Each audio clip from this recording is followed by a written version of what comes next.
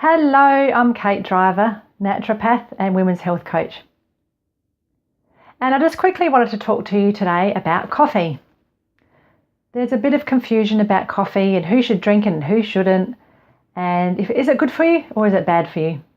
To coffee or not to coffee? Well, everybody's different. Everybody's individual, as obviously you know. So look, it really depends on the person's health. And it depends how strong your constitution is and what your health issues are or are not.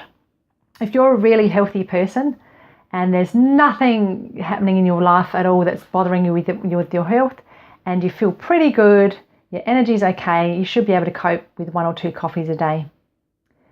And when I mention coffee, I mean organic, real coffee, not that instant stuff. The instant stuff has chemicals in it, and that's just not really coffee. I mean, it is coffee, but it's instant and it's got a lot of chemicals, which is not good for your body. So please avoid that. If you're going to have coffee, have the real stuff. It's amazing. And coffee is really highly sprayed. It's got huge amounts of pesticides in it and molds as well. So if you're going to have coffee, have the real stuff and make sure it's a really fresh, organic, lovely coffee with no mold and no pesticides.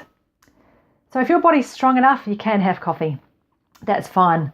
But if you're a person that has anxiety, insomnia, adrenal fatigue, digestive issues, skin issues, you've got problems with anything like inflammatory or autoimmune, you probably should avoid coffee. Coffee is an irritant to the gut. It increases inflammation and acidity in your body. And it increases all of those stress hormones, so your fight and flight hormones. So this means your body's constantly in that stress state.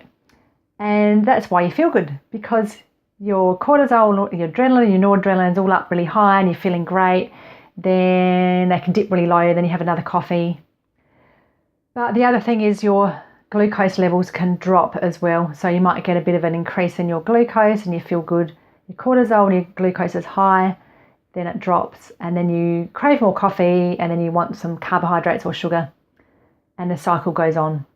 And that's where people get addicted and they feel like the coffee has to go with cake or chocolate or something like bread.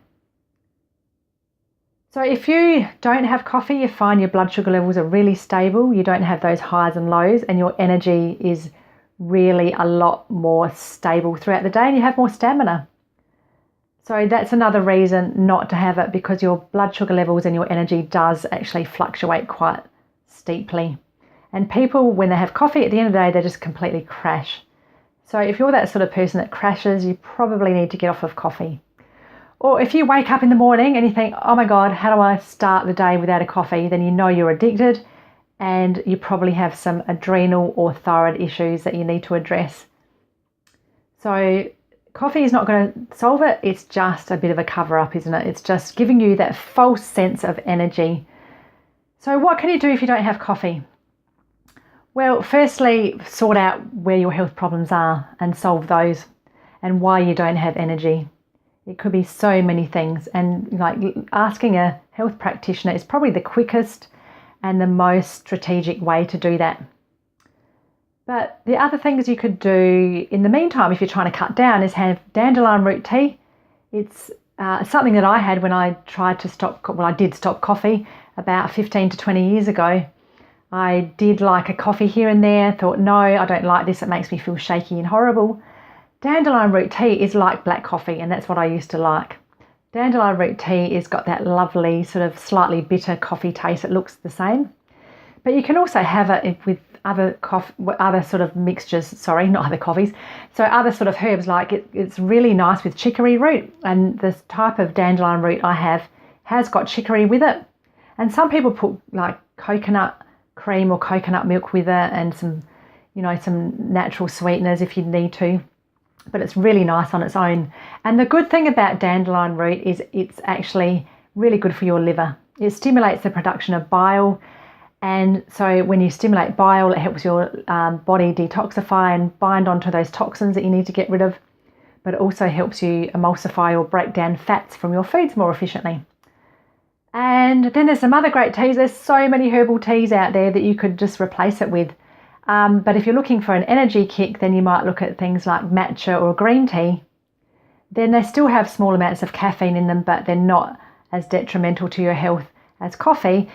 And they are a bit more nourishing, and they really are high in antioxidants and quite an anti-aging sort of way to go if you're having something with caffeine in it. If you want to go caffeine-free altogether, then there's Rooibos, which is lovely. It's a really high antioxidant tea, which is very anti-aging as well. And it's quite relaxing. It actually reduces anxiety, so you can go for that one. Or there's a range, there's so many, I don't know which ones I would mention here, but there's a range of licorice and ginsengs, peppermint, aniseed, all those sort of combination teas. Now, particularly licorice and ginseng, they are really supportive to your adrenal glands and give you a bit of energy and a bit of a kick, but also sustainable energy and supportive and nourishing to your adrenal glands rather than just stimulating like the coffee. So try out some herbal teas like that. They are really lovely, and all you have to do is change slowly and change your taste buds and get your body back into balance. So you're not just relying on something like coffee to get you through the day, because that's not what we need. And when you have your energy back, you think, wow, I don't need coffee. Why did I need that? It's an amazing feeling. It happened to me, and it's happened to so many of my patients before, that it's just so good to see people finally kick the habit and not having those cravings all the time and that fluctuation in energy, or even that anxiety and that sort of false, horrible energy that it comes with having coffee. So see how you go. Any questions, please ask me. I'm always happy to give you some tips, and I'll speak to you very soon about something else really fun and helpful, and I hope you're feeling energetic and healthy today.